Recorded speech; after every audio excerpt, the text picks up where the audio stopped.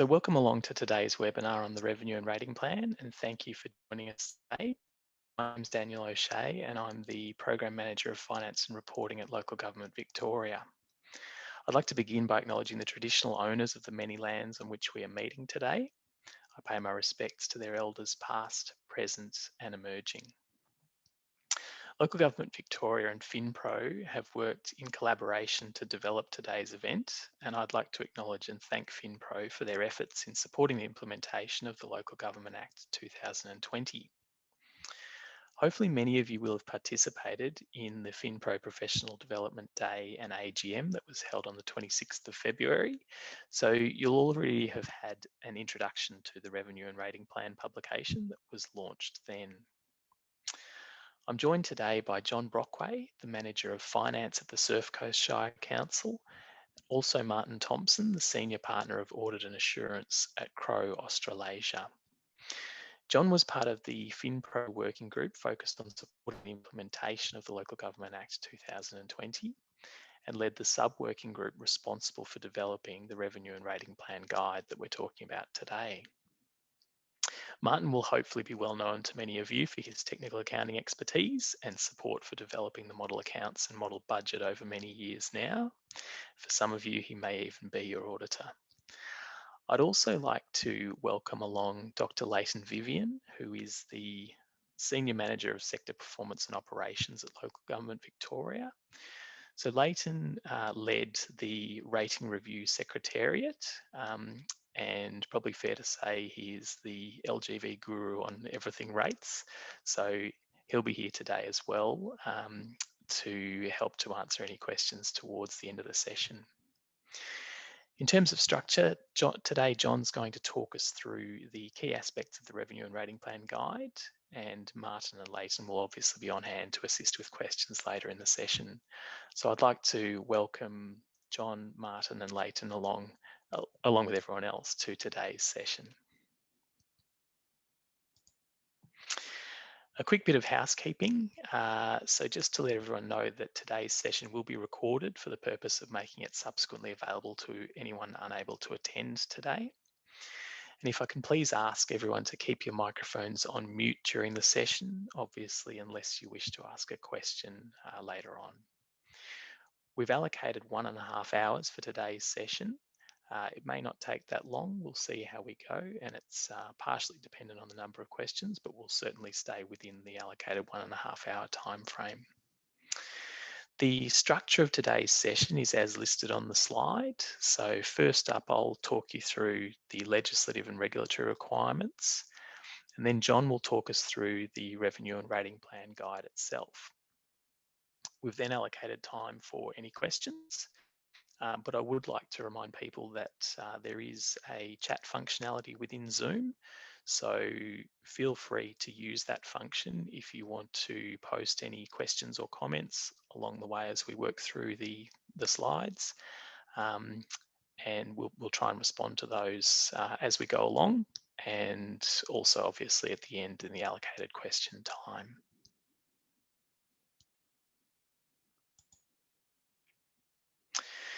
So just a quick reminder, this is the web link where you can access a copy of the Revenue and Rating Plan guide if you haven't already. There's also at that web link a copy of the 2014 Revenue and Rating Strategy Better Practice Guide. So if you did want to follow along while we talk through the publications today, please feel free to access them via that web link, and I will try to post post the link into the chat shortly.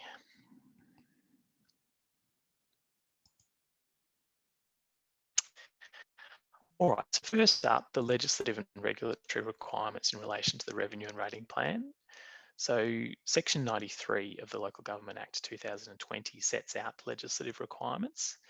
So councils are required to prepare and adopt a Revenue and Rating Plan by the next 30th of June after a general election for a period of at least the next 4 financial years. So in practice, that means a Revenue and Rating Plan must be prepared and adopted by 2021 and be for a period of at least 1st of July 2021 to 30th of June 2025.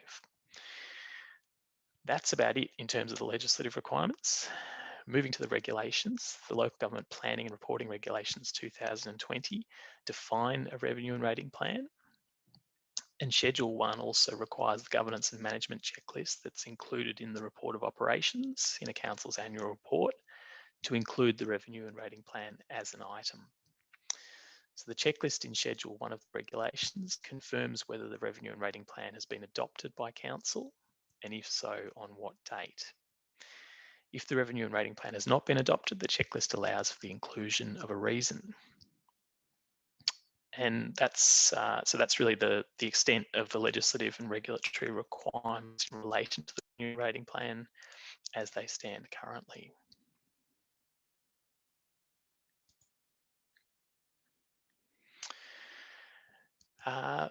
Moving on, I just wanted to address, I guess, the revenue and rating plan guide and some of the changes that have been made along the way. So yeah, just important to highlight some key aspects. So the first one is that this guide that's been produced is a supplement to the 2014 publication, Local Government Better Practice Guide, Revenue and Rating Strategy. So the 2014 document remains valid and contains elements including the importance of a council pricing policy, a council discussion of rating principles, and transparent justification for rating and revenue decisions by council.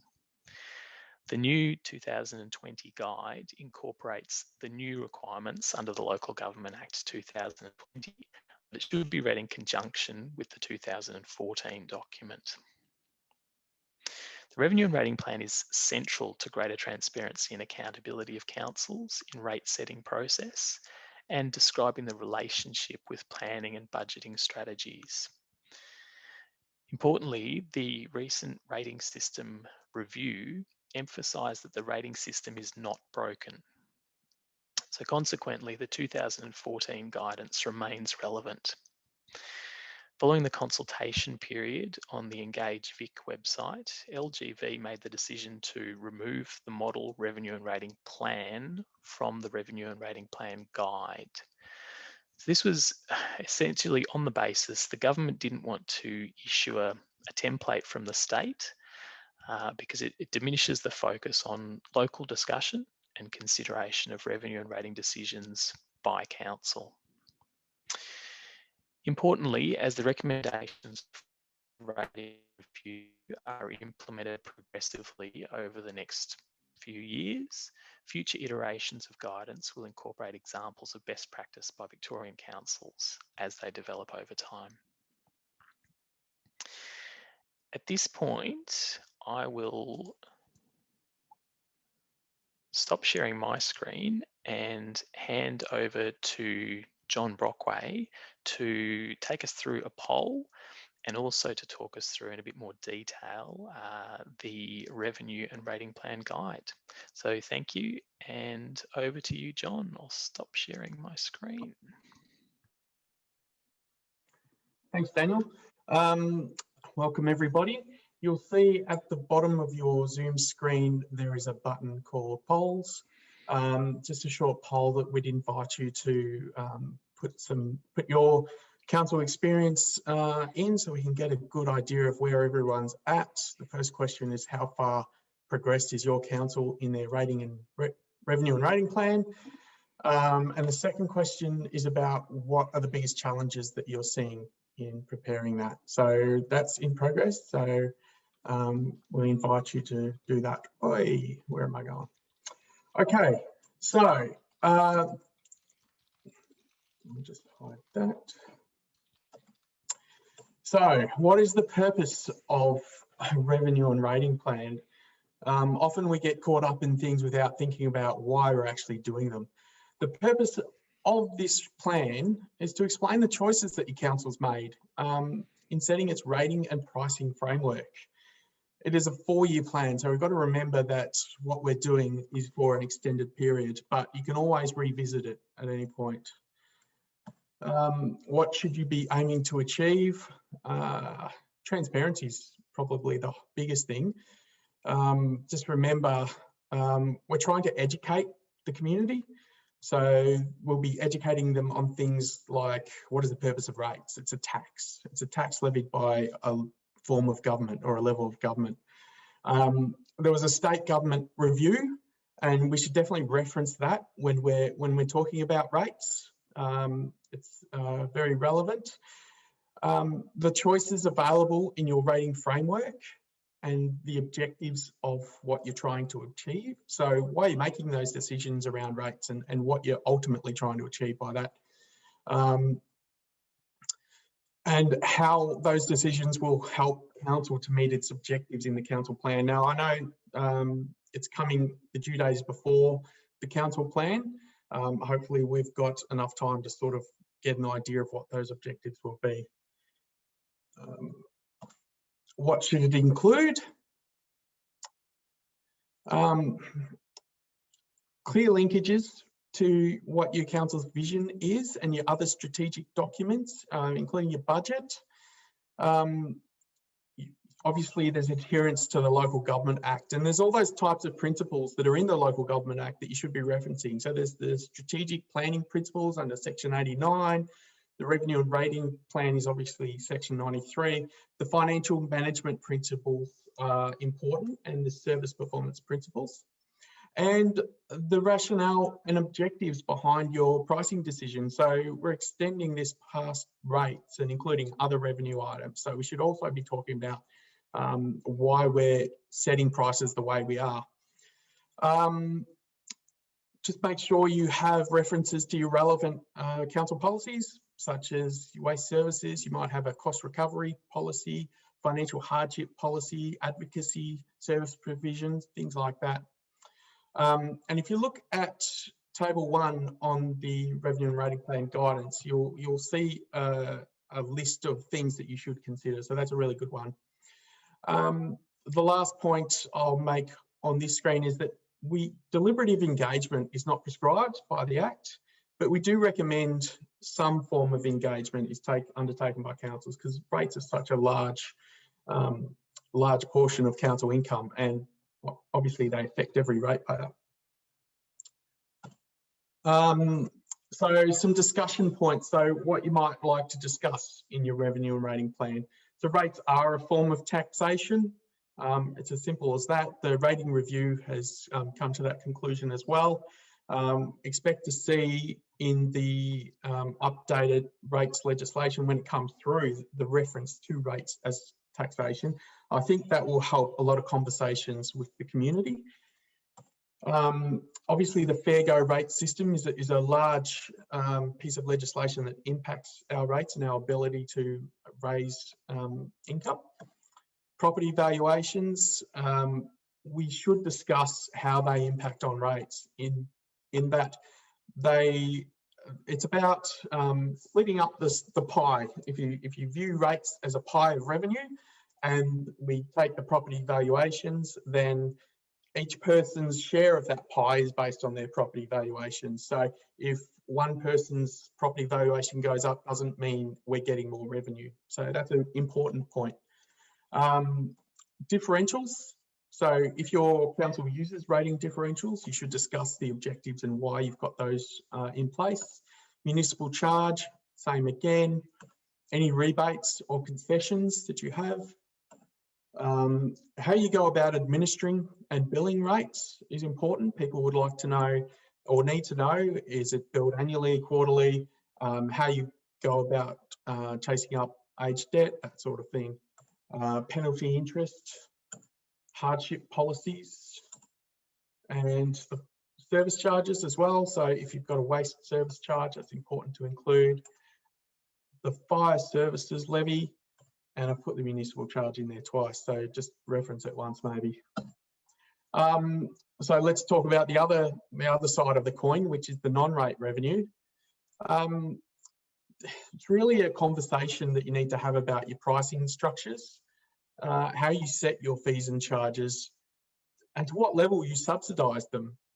Many councils might not know how much they subsidise some of their fees and charges, but it's important to actually understand that and maybe say that it's an important part of the process, and that you're working towards it.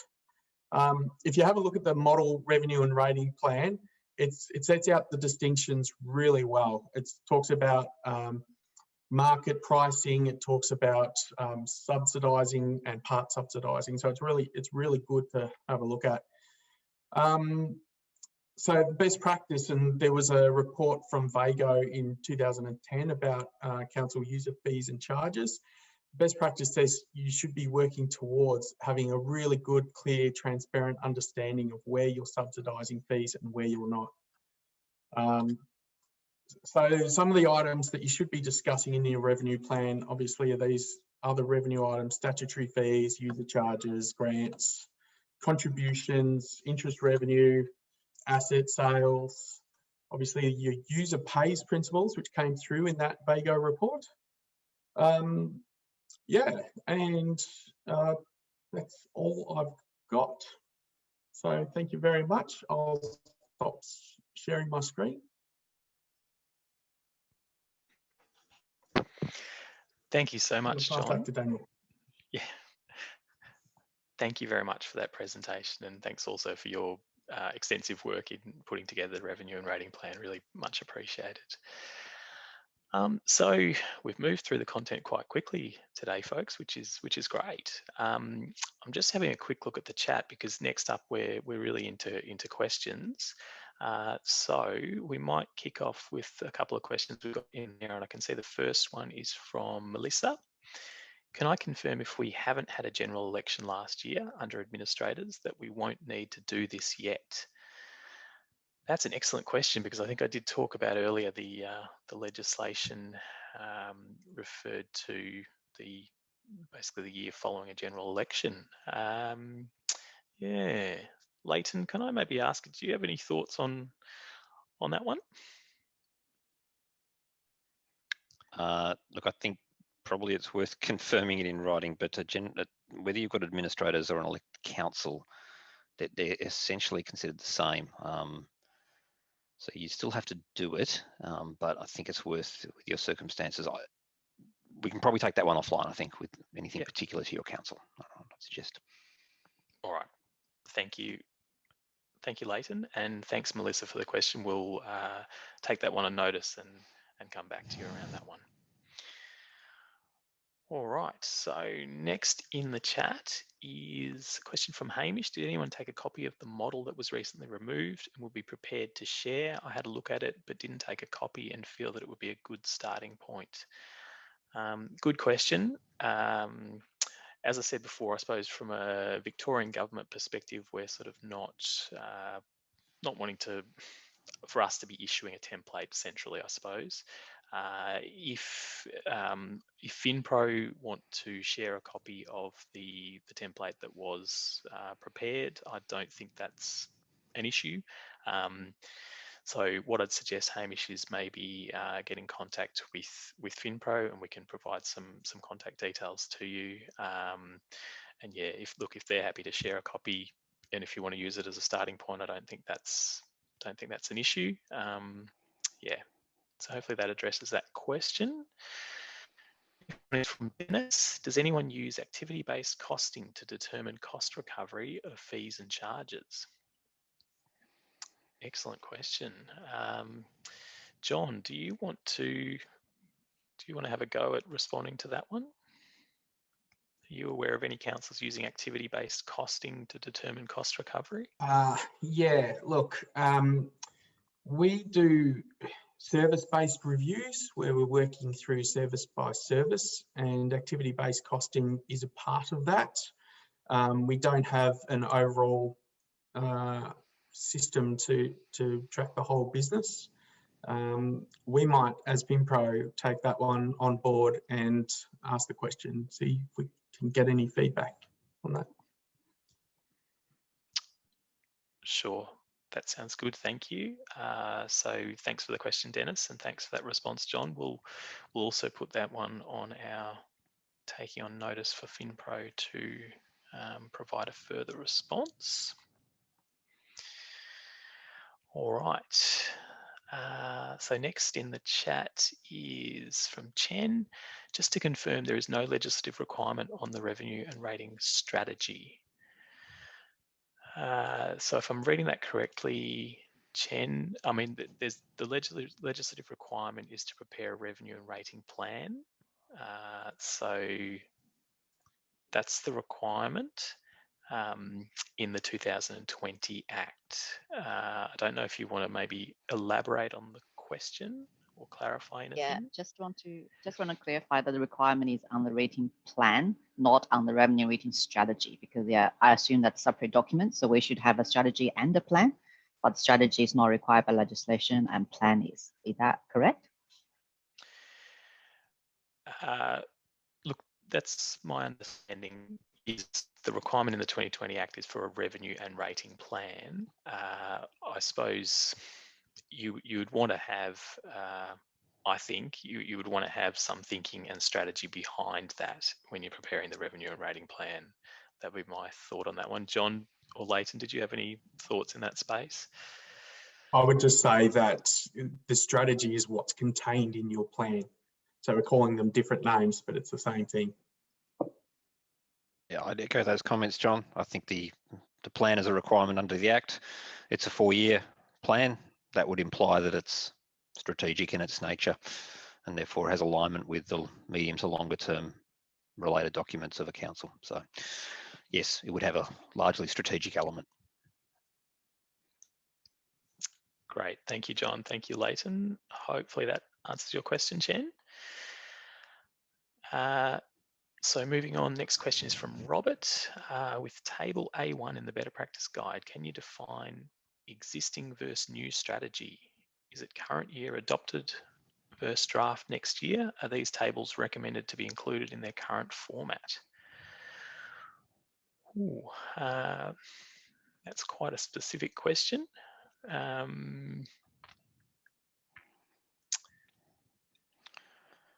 John, do you?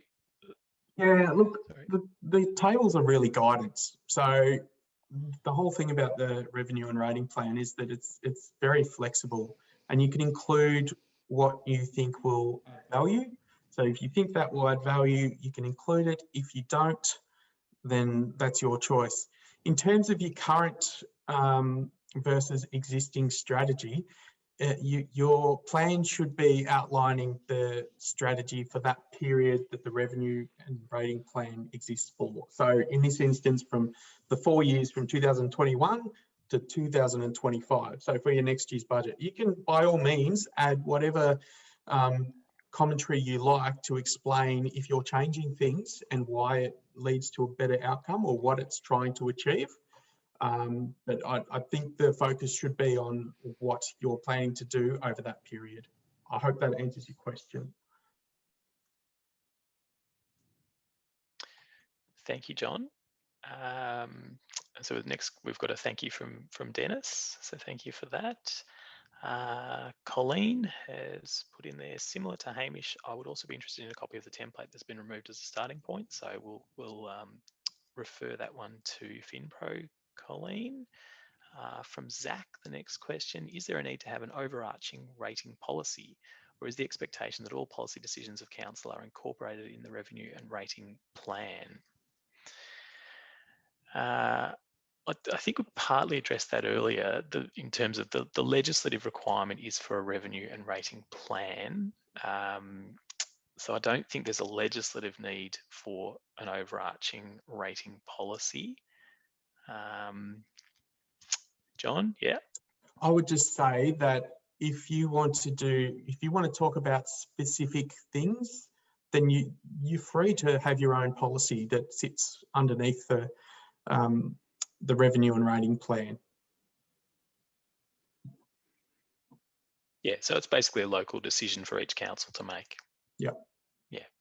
Okay. Thank you, John, and thank you for the question, Zach.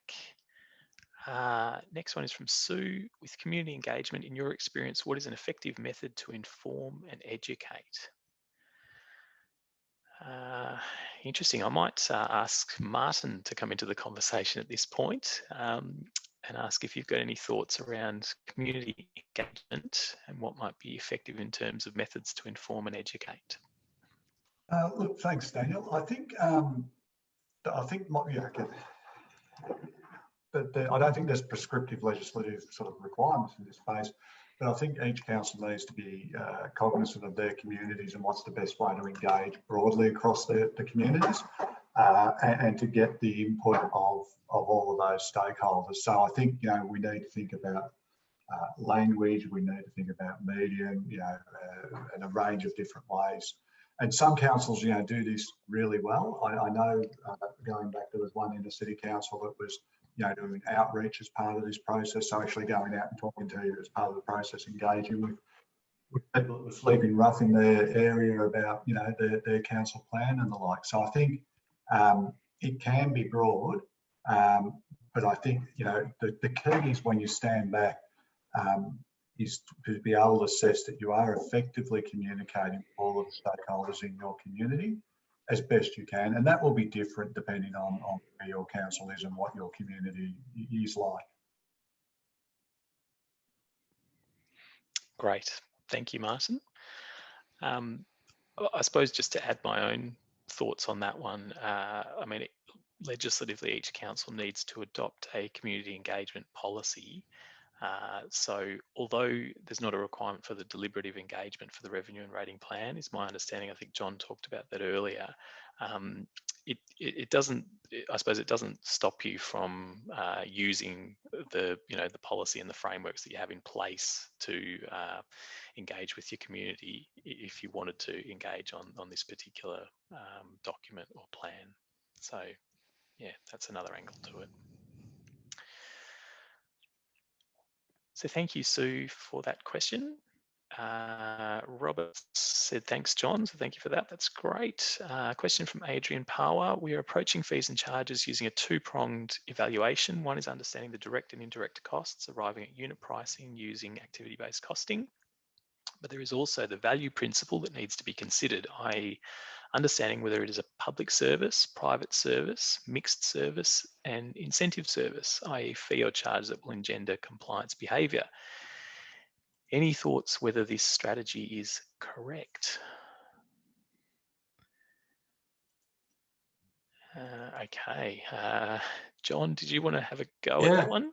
No, that's a great approach. So I guess you've called it out, Adrian. It's about understanding how much your fees and how much your services cost to deliver, and that's one side of things in setting your fees. But it's also about whether you're providing a service that can be provided by others. Are you competitive with that? Do you need to be in that service? How much is council subsidising a service? Yeah, no, I think that's a really good approach.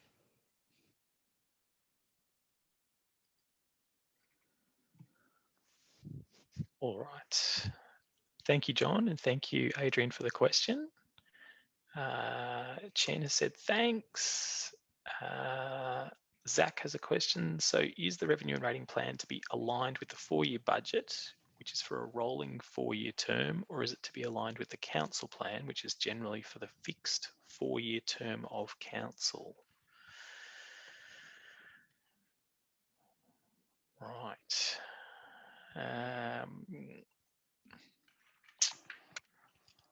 Leighton, can I ask you about this one? Sure, Daniel. I think the point is both. These are not fixed documents. They're ones that are going to be changed and adjusted and ultimately about whether the council wants to. So if the council did want to make a change in how they levy rates in year 2 of their term, that would necessitate revisiting their rating and revenue plan, and that may not, but it may lead to a shift in their council plan, or it might be prompted by a change in the council plan. Suddenly the council decide that we got very, very concerned about a particular portion of the community and how they're being rated. That might necessitate shifts to the budget.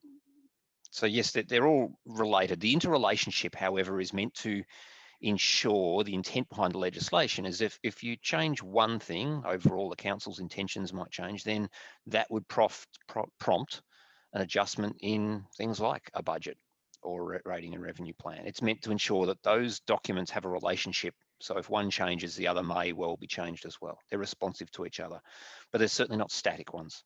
And that's the intent behind the legislation, that they are meant to be, it's a dynamic environment, things change. COVID has taught us all a lesson in the last 12 months as a great current and contemporary example. So yes, they are meant to be aligned with the 4-year budget, and as well as that, aligned with the council plan. Because in a sense, the revenue and rating plan is an expression of the council's intentions, which are broadly set out in the council plan. The revenue and rating plans are council's intentions as to how they choose to raise revenue in order to fulfill what they've identified in their council plan. I hope that answers the question to the best extent it can, but yes, they're all connected, and one change in one should prompt a change, prompt a change in another. Thank you, Leighton. That's great. And thank you, Zach, for the question. So Dan, if I could interrupt, Sure, I'll just John. share the results of our poll. Can people see that? Can you see that, Dan? Yes, I can see it. Yeah. Right. So how far progressed is your council in their revenue and rating plan? So the majority are, under 50% progressed. So it is due by 30th of June. So there's obviously a challenge in that, the timing, and the biggest challenges are timing and resources. Not knowing the cost base is also large, and educating new councillors, which is always a challenge. So, sorry, John. Sorry. Are you able to just scroll down a little? Sorry, I can't just see the second question. I don't know if it's just me or others have the same issue. No, sorry. I can do it myself. Apologies. Okay. So with this feedback, FinPro will take that on board alongside LTV and see if we can get some further guidance out or help in any way we can.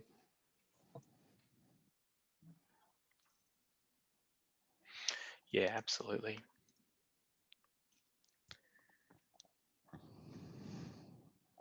That's great. Thank you, John, for sharing those insights, and thank you everyone for taking the poll and providing us with that data. That's really useful.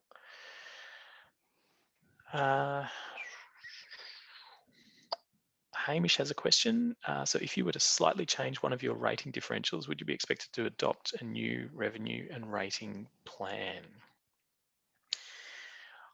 I could probably have a go at that one. Look, I think in my mind, I don't think you'd necessarily need to adopt a new revenue and rating plan. I think the revenue and rating plan is more at the strategic level. If you're going to change rating differentials, I would have thought the budget document would be the place to address that. Sorry, John, did you want to make some comments in that space? That's exactly what I was going to say, Daniel. Yeah. Daniel, if I may. Yeah, Leighton. I'm actually going to convey something that was actually quite significant in the ministerial panel in the rating review report, which looked very closely at differentials and the practices of councils. And this is probably going to be a view that's quite contrary to what you both have just voiced. Why would you change? Why would you make an adjustment in your differentials? What are you trying to achieve? In a sense, here the cart is before the horse. If you've got a rating and revenue plan that says that you will adjust differentials in accordance with a particular council view of the world, then that, yes, certainly might then prompt you to adjust your differentials. But otherwise, why would you be changing differentials? Like, what would prompt it? And that's exactly what the ministerial panel found and were highly critical of, is little tweaks and adjustments that there's actually no transparency about. Why has the council decided to adjust how it rates its community? Because what the ministerial panel found, they couldn't actually find any evidence in the existing rating strategies as to why councils chose to do that. There's very, very few occasions which they did. And that was their main criticism, the lack of transparency about why a council had chosen to set differentials as they had, or even why they'd chosen to levy differential rates in the first place. There certainly was very little compelling evidence the panel found for those decisions by councils. So on that basis, Leighton, if you were looking at making that kind of change, you're suggesting you would need to revisit your revenue and rating plan as part of that? Well, the view of the panel, and I said I'm voicing their reviewing that, and that was found in their report. An adjustment to differentials would ideally be prompted by something that the council had determined in their rating and revenue strategy. And I note someone, Mark Connors, pointed out valuation shifts. Well, that might be because the council's determined that they think that a certain portion of rating revenue should come from certain property types. Now, there's huge flaws in that approach, as the report identified, because there's only average movements in property types. There's not, and they're not uniform. That aside, making adjustments in your differentials should ideally be in a year-to-year basis in your budget, should be prompted by something that's already been transparently espoused in the rating and revenue plan. The council's made a particular view known. This is how we believe we should use our differentials. But the panel was very critical of little tweaks being made to differential ratios without any transparent justification as to why they were doing it.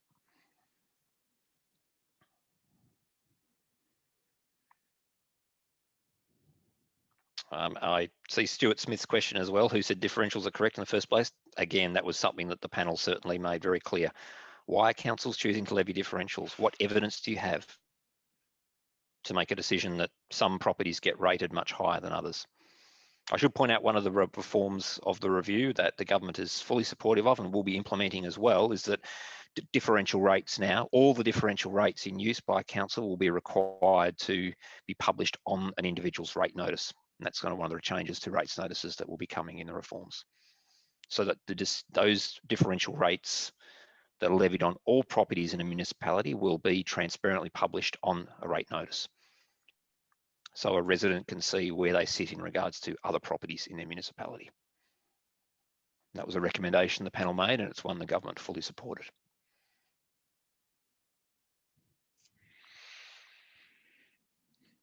Okay.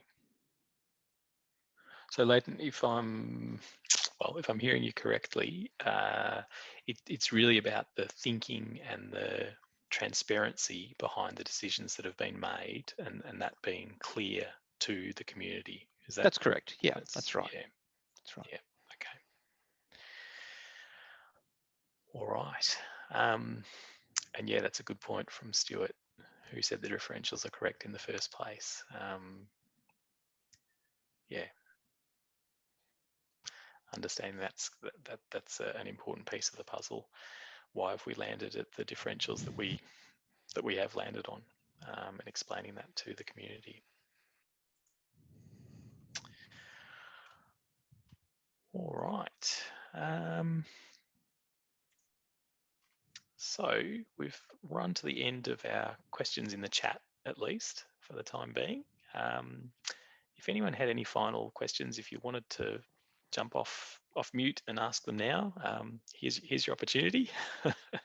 I'll leave a little bit of space and people can do that if they choose to.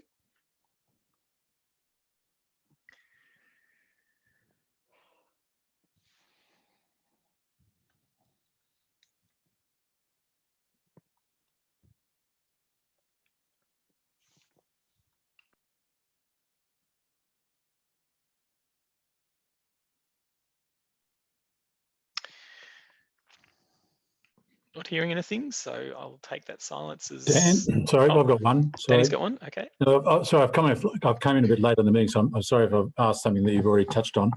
I'm just seeking some advice for our rating and revenue plan with regards to gender equity legislation. And keeping in mind the gender equity legislation comes into force at the end of the month, or the new legislation comes into force at the end of the month, where you need to have done a gender equity lens, and there's actually templates to go through to check the gender equity performance of any new council policy. So I was wondering if there's been any consideration of that. And keeping in mind, the reason I asked is that one of the templates talks about, are you using a state government pro forma document? And when I went to, so then I thought, oh, well, maybe that gives you a bit of an out clause in terms of that if you've used, say, a model budget, model accounts, rating, differential guidelines and things. But when I go onto the LGV website, there's no mention of having done anything in terms of the gender equity principles. So I don't know if you guys have come across or thought about anything in that space.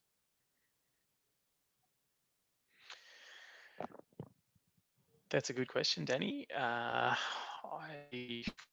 have a instant answer for you on that one, unless someone else, Leighton, John, or Martin, has a comment in that space. I think it might be one we might take offline. Danny, we might take that one on notice because we've got a couple of staff who are that's a key part of their role here at LGV. So we might put you in touch with those after this meeting so you can get a better answer than what we'll cobble together in this session. Yeah. Thanks, Leighton. No worries. Thanks for the question, Danny. Appreciate it.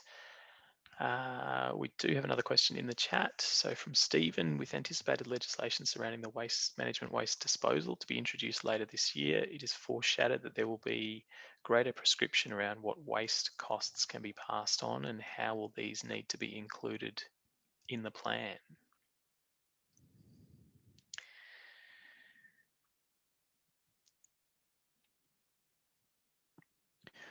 Daniel, I can probably help answer this one. Okay. Stephen, thanks for the question, and it is a bit of a vexed one. We're quite aware, and certainly the rating review was aware that the current definition in the Act around waste charges, the collection and disposal of refuse, is a pretty old-fashioned term, and what isn't really able to be well applied to encapsulate all the contemporary costs of waste management. The government was supportive of the recommendation to amend the Act to come up with a much more contemporary definition of waste collection and management. That would mean that waste charges in the future could safely incorporate the longer term costs of waste management, like, for example, what landfill rehabilitation and the like. That's something that the sector's obviously pointed out for some time. Certainly the panel were quite clear about it, that it needed to be amended, that definition in the Act, and the government has said they will be supporting that. So I can't make any announcements about future legislative change, but certainly something that is intended to be done fairly soon to amend that clause in the legislation. So that definition of waste will be a lot more contemporary and obviously relevant to how waste is collected and managed now, and therefore allowing council waste charges to better reflect those full costs. Thank you, Leighton, for that response, and thank you, Stephen, for the question.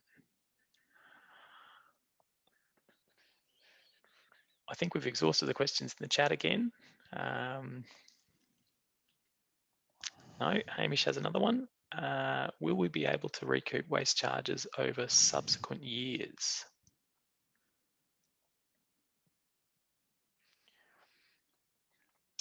Again, Daniel, I can happy to answer that one. Sure.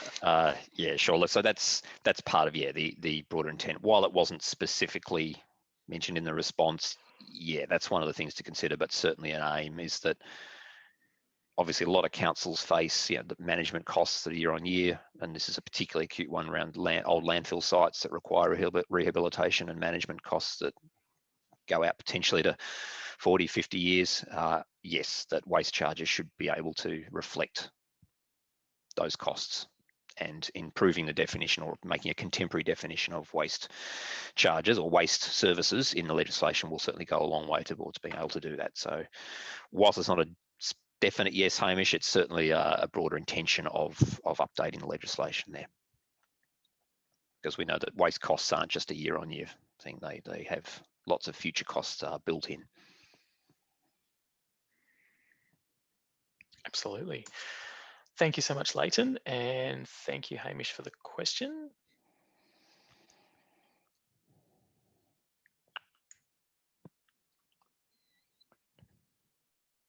I think we might close off the session there, unless anyone has any final questions. What I might do is just quickly share my screen again.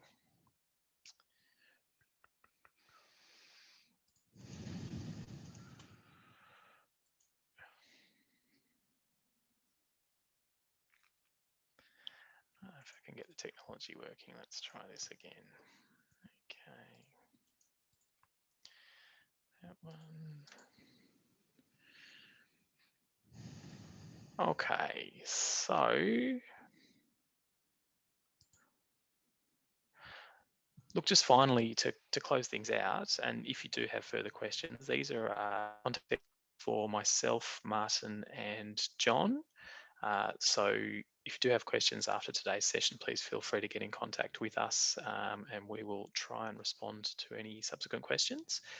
I understand that a recording of today's webinar will be made available shortly by FinPro. So a big thank you to FinPro and Gabrielle in particular for managing the arrangements for today's session and over the previous 3 weeks. Also a big thank you to all the Revenue and Rating Plan Working Group members for their efforts in putting these publications together, and to John in particular for leading that group. It is certainly much appreciated. Thank you also to Martin and Leighton for being here today and answering the questions. That was fantastic. And of course, thank you to everyone here for attending today's session, and good luck with preparing your revenue and rating plan for this year. That brings our session to the end. So I'd like to say to everyone, enjoy the rest of your day. Thanks for attending and have a great weekend. All right. Thanks, folks.